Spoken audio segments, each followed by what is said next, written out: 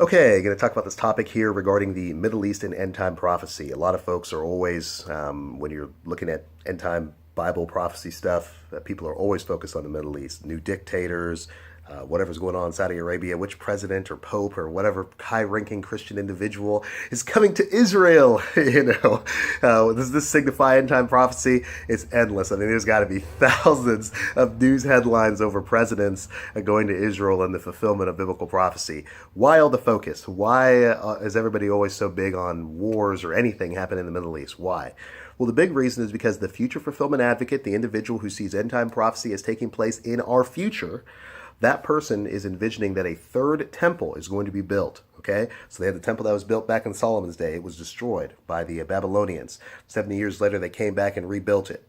That temple was also upgraded again by Herod in the days of Jesus. Okay, so you've got the second temple then. That temple was destroyed by the Romans in 70 AD. That's the end of the world. Okay, now people see another temple is going to be built in our future, the future of 2017. In fact, there's even a temple institute. There's lots of people always advocating and looking and thinking that a temple is going to be built and whatnot.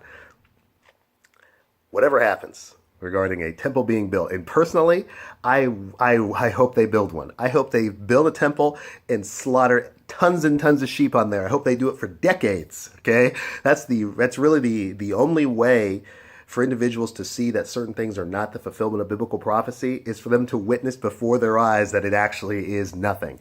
That's why I do that series on September 23rd. That's why I call some of these things out, because I'm expecting an individual that knows or that believed in these events that turn out to be false predictions. I imagine that when they pass, you might be interested in to know, how is it that I knew that it was fake, or how did I or other people know that it wasn't a real event? Well, this is why.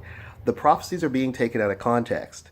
If you read Matthew chapter 24, verse 15, you'll see something that's called the abomination of desolation. Okay? Now, this is an event that is said to happen at a third temple that has never been in existence.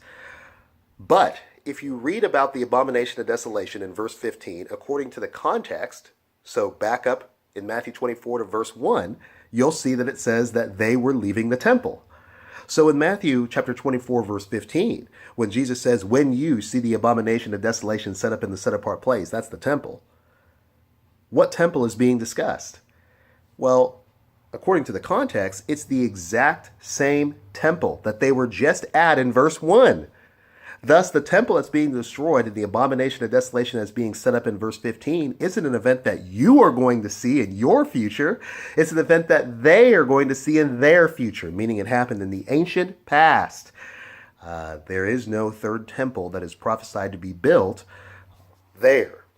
The third temple that's built is us. Jesus is the chief cornerstone. Ephesians chapter 2 tells you that the foundation of the temple is the prophets and the apostles. We all are being built up into a house, a set-apart place, a temple. Know you not that the Spirit of God lives inside of you, that you are the temple of God? There is no third temple being built. The third temple is the collection of believers throughout the entirety of the world. That's the passage of the old order into the new heaven and new earth, the new world, the new order, the new age, which is a spiritual kingdom, a spiritual temple, a spiritual city. And that's what it is. So all the focus on the Middle East means nothing. If you pay close attention, you'll find that year after year, as people change out and governments change and whatnot, you'll find that what they said was the fulfillment, what was necessary for the fulfillment in 2008, it's entirely different in 2016. Different people are at play. It's a hoax. It's kind of like a con in a way, People are not aware of the prophecies according to the context. Read them according to the context. You'll find that the end of the world took place in the ancient past, and that's really all there is to it.